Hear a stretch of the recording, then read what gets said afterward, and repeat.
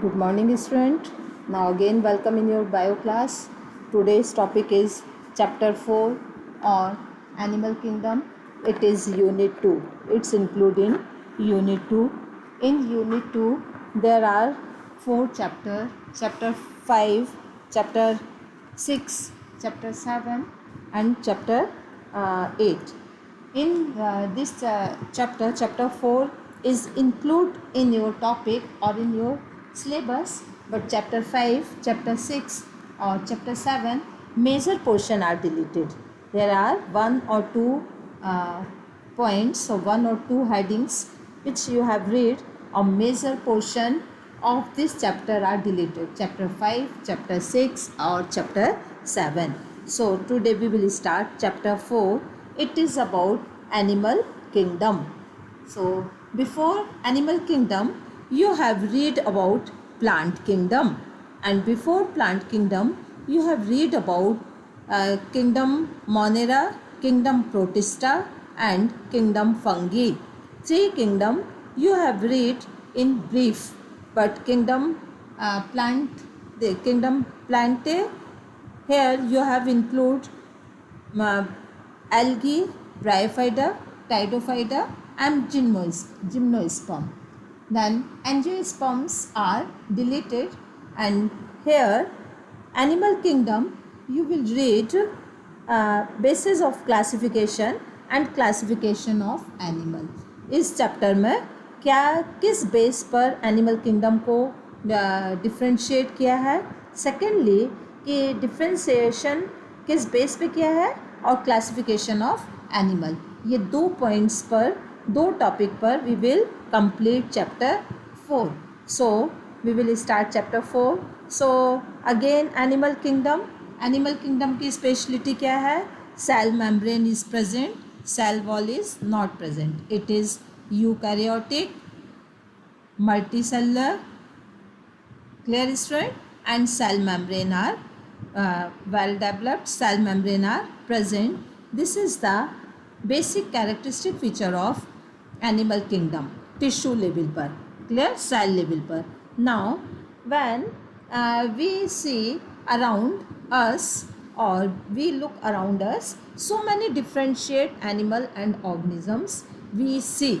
हम अपने चारों तरफ बहुत तरीके के एनिमल्स फॉर्म और उनके स्ट्रक्चर, डिफरेंट स्ट्रक्चर्स को फाइंड आउट करते हैं और ऑब्जर्व करते हैं. Clear student? There are millions of species of animal have been describe till now. बहुत सारी स्पीशीज़ आज तक डिस्क्राइब हो चुकी हैं. There morphological character, there anatomical character, ठीक है, physiological character and tissue level पर, ऑर्गन सिस्टम पर और डिफरेंट लेवल पर हम एनिमल्स को डिफ्रेंशिएट कर चुके हैं, ठीक है. But need for classification become all the more important. So that's a reason classification बहुत इम्पोर्टेंट हो जाता है. The classification also help in assigning a systematic position of newly described species. It is the importance of classification. The classification also help in assigning a systematic position to newly described species. समझ में आया students? The meaning of this line is, with the help of classification we can assign and systematic position of newly describe species. जो नई species आगे describe होते जाएंगे उनको हम एक सिस्टमेटिक पोजीशन पर असाइन कर सकते हैं, रख सकते हैं उनके फीचर को देखकर. फीचर एक्सटर्नल भी हो सकते हैं और उनकी इंटरनल मेटाबॉलिक एक्टिविटीज़ भी हो सकती है, ठीक है. Now what is the basis of classification? Now की पॉइंट्स इज कि किस बेस पर क्लासिफिकेशन है. जैसे फॉर एग्जांपल्स आप लोगों ने दिया है कि पूरा लिविंग ऑर्गेनिजम्स का क्लासिफिकेशन मोड ऑफ सेल के ऊपर है, मोड ऑफ न्यूट्रिशन के ऊपर है, सेल वॉल, सेल मेम्ब्रेन की प्रेजेंस पर है, ठीक है. तो ये बेसिस है ऑल लिविंग ऑर्गेनिजम्स का classification. But here we will discuss about animal kingdom, कि एनिमल किंगडम को किस बेस पर क्लासिफाइड किया है. So, in spite of differences in structure and form of different animal, where are fundamental feature common to various individual in relation to arrangement of cell. क्या लिया है? इसमेजोड base लिया है. First body symmetry, second nature of coelom, third pattern of digestive, circulatory and reproductive system. So these are some bases on which classifications of animal are going on. That's we will discuss here. Clear student? किस किस term पे लिया है? First है body symmetry, body symmetry.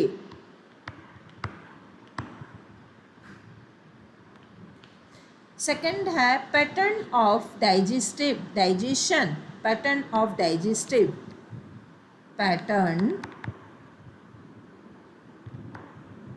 Patterns of digestive. And जो third point है circulatory system और reproductive system. Pattern of digestive system, circulatory system, and third one is reproductive system. So there are three bases, there are three characters which become a basis of classification. So first आता है level of organization. What do you understand by level of organization? मतलब level of organisation का मतलब organisms body is made up of cell और group of cell, tissue और group of tissue, organ और organ of tissues. This is the level of organisation. There are three level of organisation. First cellular level of organisation, second tissue level of organization, and third one is organ level of organization. Organ level of organization. Clear student? तो there are three level of organization. जितने भी living animals हैं उनमें तीन type के ही organisation होंगे. या वो सेलुलर लेवल पर होगा, या वो टिश्यू लेवल पर होगा, या वो ऑर्गन लेवल पर होगा. Now we will discuss what is cellular level of organisation, tissue level of organisation and organ level of organisation, and from where start cellular level of organisation, in from where starts tissue level of organisation, and from where start organ level of organization. So first we will discuss tissue level of cellular level of organization. So cellular level of organization, first we see in a sponge. एक sponge जो कि Porifera का organisms है वो show करता है cellular level of organization. Now they exhibit sponges. The cell are arranged as loose cell aggregation. They exhibit cellular level of organization. So which organisms show cellular level of organization? You will write there sponges.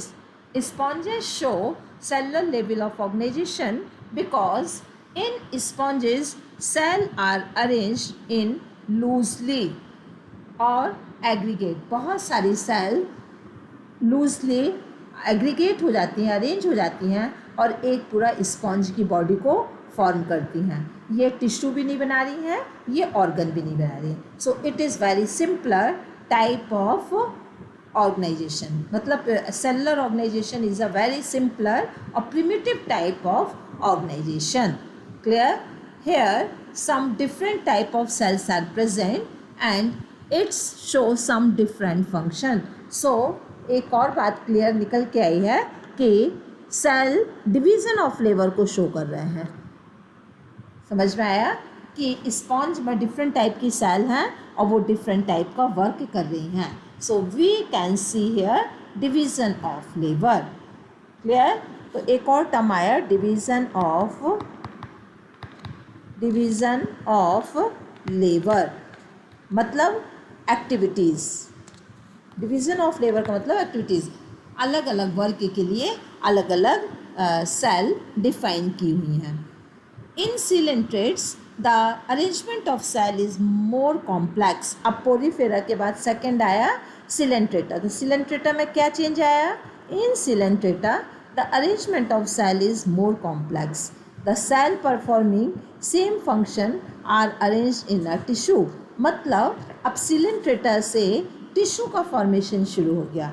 Means एक cell एक तरीके का work नहीं कर रही है, पर different कई टाइप की सेल मिलकर सेम फंक्शन कर रही हैं. और जब से कई तरीके की सेल मिलकर सेम फंक्शन करती हैं तो वो क्या फॉर्म कर रही हैं? Tissue. So you can see tissue level of organisation in coelenterates. Clear student. Coelenterata में टिश्यू लेवल का ऑर्गेनाइजेशन है. In higher level of organisation it is organ level is exhibited by members of platyhelminthes. Now next one platyhelminthes. platyhelminthes में क्या show कर रहा है? organ level. तो यहाँ पे आपने 3 तरीके के ऑर्गेनाइजेशन की बेसिक हिस्ट्री आप लोगों को क्लियर हो गई. Cellular level of organisation, only cells are body is form only cell. ठीक है. Organisms body is form only different type of cell. Tissue level of organisation when organisms body is form same type of tissues, same type of cell and performing same function. It is tissue level of organisation. you can see tissue level of organization in animals or organisms of coelenterate. And third one is organ level of organization, where you will read in platyhelminthes their organ systems are formed. There are so many tissues are formed organ, and organ form are some organ system. Clear.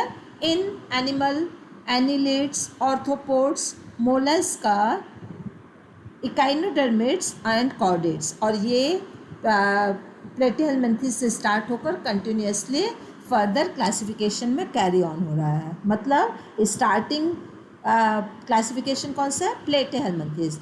Where you can see organ level of organisation. If questions can come in which classifications where the organ level of organization system are present, or tissue level of tissue level of organization present, or cell level of organization present. So you just keep all points in your mind.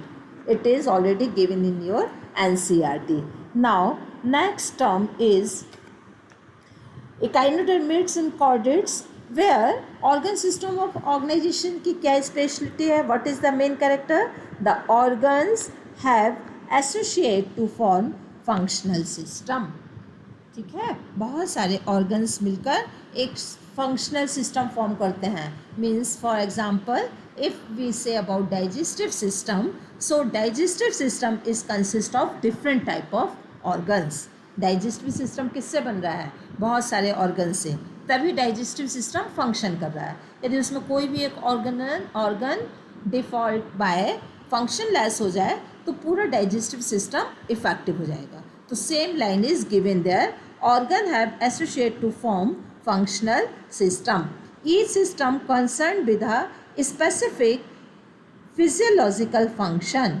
ये भी line clear हो गई कि हर system एक particular function करता है. जैसे डाइजेस्टिव सिस्टम डाइजेशन में, ठीक है. रेस्पिरेटरी सिस्टम रेस्पिरेशन में हेल्प करेगा. यूरिनोजेनिटरी सिस्टम यूरिनोजेनिटरी सिस्टम पे हेल्प करेगा. तो मीन्स हर फंक्शंस के लिए एक अलग सिस्टम है. This pattern is called organ system level of organisation. और इस तरीके के पैटर्न को ऑर्गन सिस्टम ऑफ ऑर्गेनाइजेशन कहते हैं. Now student, you have cleared this point very clearly. You have explain, you have understood. I think now next point is organ system in different group of exhibit various pattern of complexity. अब organ system तो form हो गया, अब इनमें complexity develop होगी. समझ में आया? तो organ system is different group of animal exhibit various pattern of complexity. Organ system तो है बट उनकी complexity organ to organisms to organisms change हो रही है. For example, if we discuss about digestive system, so digestive system of platyhelminthes have only single opening. Generally क्या होता है, digestive system में 2 ओपनिंग होनी चाहिए तब डाइजेस्टिव सिस्टम कंप्लीट है. Mouth and anus, there are when mouth and anus both opening are present there, that is called as complete digestive system. ठीक है. But in case of platyhelminthes there are only single opening to the outside of the body that serve as both mouth and anus. एक ही opening होती है platyhelminthes में जो mouth और anus के तरीके से वर्क कर रही है. So this is called as incomplete digestive system. तो what is the incomplete digestive system? When one opening is present. Incomplete digestive system में क्या आएगा? When one opening is present. Clear? One opening is present. तो Platyhelminthes में incomplete digestive system है but incomplete है, means only single opening is present. It is mouth, it work as a mouth and anus. The complete digestive system has 2 opening. Complete digestive system में 2 opening होगी. ठीक है. कौन कौन सी? Mouth होगा उसमें और एनस होगा. Clear student? So it is called as complete digestive system. Clear? Now similarly the circulatory system is also 2 type. तो digestive system में complexity क्या हुई? It is simpler incomplete digestive system or complete digestive system. The examples of incomplete digestive system is platyhelminthes. और Platyhelminthes के बाद जितने भी classification हैं ऑर्गेनिजम्स हैं जो कि प्लेटीहेल्मिन्थेस के बाद क्लासिफाइड किए हैं, they all have show complete digestive system. Means distinctly mouth and anus opening are present there. Clear?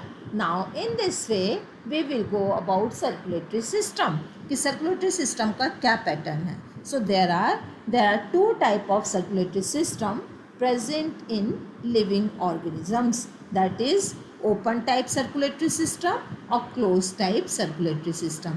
Now open type circulatory system are those system where blood pump out of the heart and the cell and the tissue directly bath in it. जब cell, tissues और heart open circulatory system में directly blood पर बात करते रहते हैं, मतलब blood is not flow inside the veins और आर्टरीज. किसी तरीके की वेन्स में या ट्यूब लाइक स्ट्रक्चर में ब्लड नहीं फ्लो करता है. It is openly when blood is pump out of the heart. जब ब्लड हार्ट से पंप होकर पूरे सीलोम और सीलोम कैविटी पर फ्लो करता रहता है. ठीक है. टिश्यू और सेल आर डायरेक्टली बात इन इट. वो डायरेक्टली उस पर बात करते रहते हैं. मीन्स क्या करते रहते हैं? फ्लो करते रहते हैं. Clear? Close type of circulatory system are दो circulatory system where blood flow और blood is circulated series of vessels और वेरिंग डायमीटर. वो वेसल्स की एक सीरीज में बहता रहता है, वेसल्स में फ्लो करता रहता है. It may be in different diameter. वो डिफरेंट डायमीटर के हो सकते हैं. That is second point. But veins में और वेसल्स में बहता रहेगा. There are 3 type of vessels.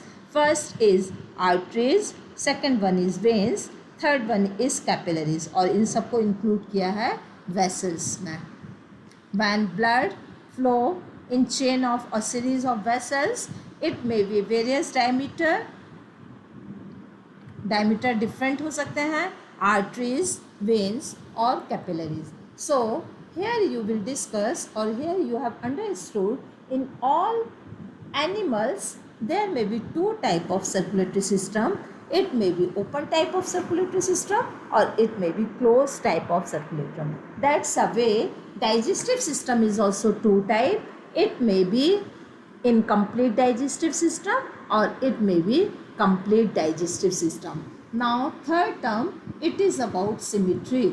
You have already read the animal classification is basically animal classification is basically on the basis of symmetry. Symmetry के basis पे भी classification है. So there are three type of symmetry. First one is asymmetrical, second one is radial symmetrical, or third one is bilateral symmetrical. So first is asymmetrical.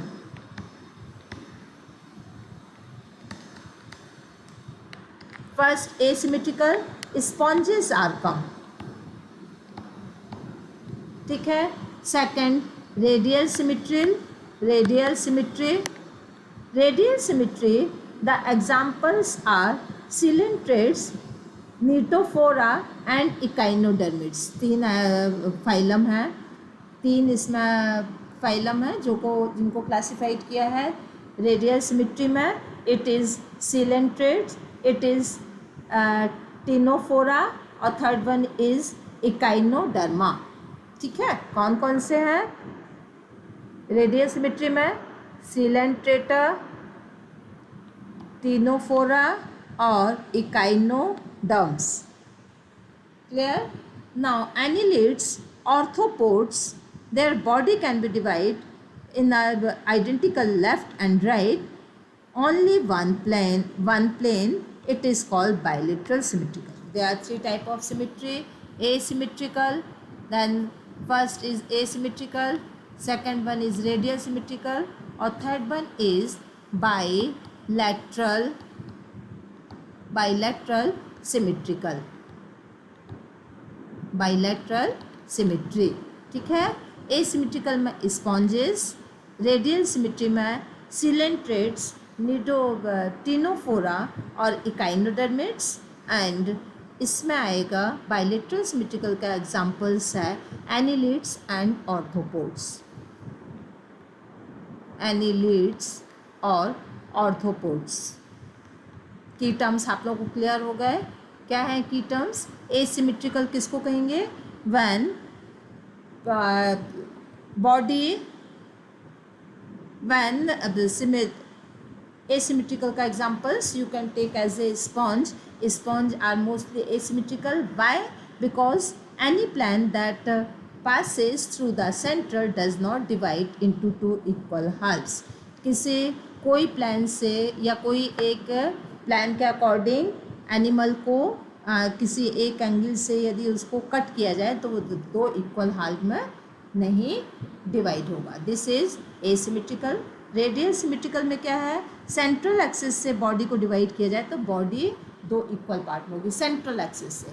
ठीक है. Bilateral में क्या है? Where body can be divide into identical left and right half only one plan. किसी एक plan से body left और right में डिवाइड हो जाती है. It is bilaterally symmetrical. So now student here you have already understood what is the meaning of symmetry, what is the meaning of open and closed circulatory system, and what is the meaning of complete and incomplete digestive system. Hope you will understood very well. Thank you student. Have a nice day.